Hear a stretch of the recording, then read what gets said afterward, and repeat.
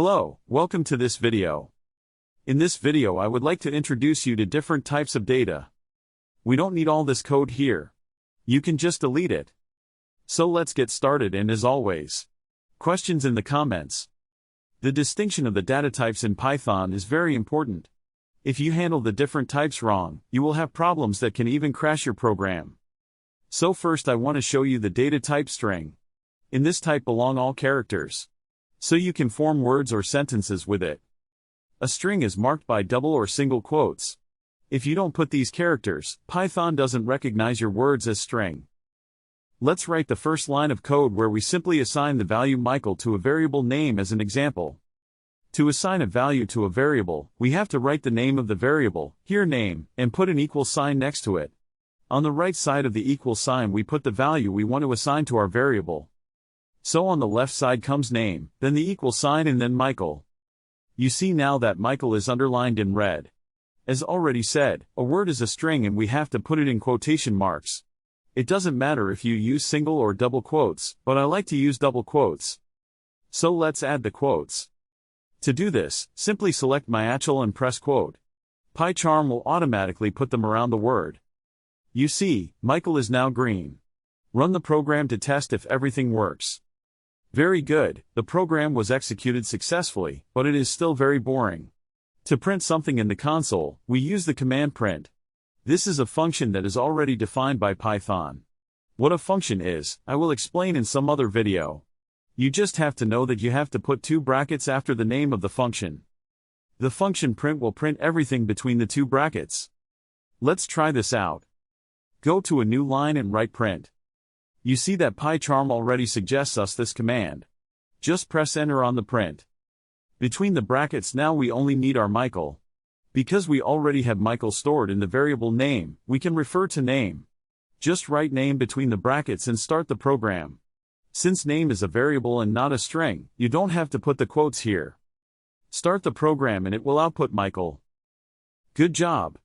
These are your first lines of code. Let's now look at the type integer. An integer is a whole number, for example 2. Always remember that you can't put floating point numbers like 2.78 into an integer. The characteristic of an integer is that it does not need quotes. You can just write it.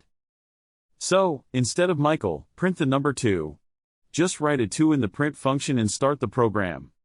You see, it prints 2 instead of Michael.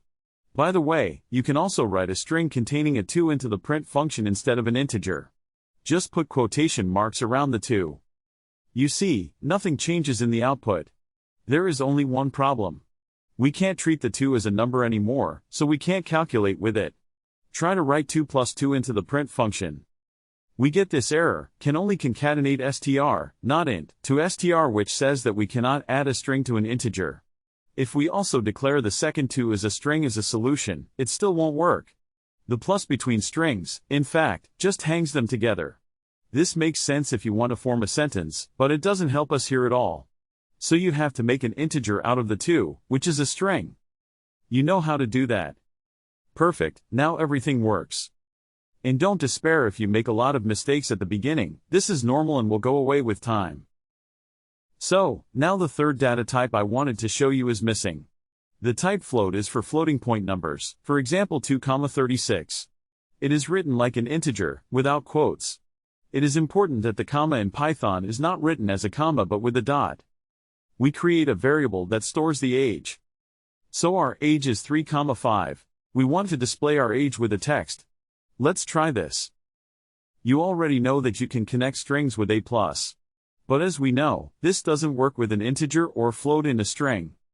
But we can specify our variable as a string. For that we use another function of Python called str. So add that in the print function and watch out for the brackets. By the way, our variable is not rewritten, i.e. changed, but only converted for this print function, once. Next, I would like to go into more detail about the string type and give you some helpful tips. First of all, if you want to put a quote in a string, it must always be different from the one that defines the string. So, for example, if we write Michael in double quotes, we can only use single quotes inside the string, otherwise the string will be broken.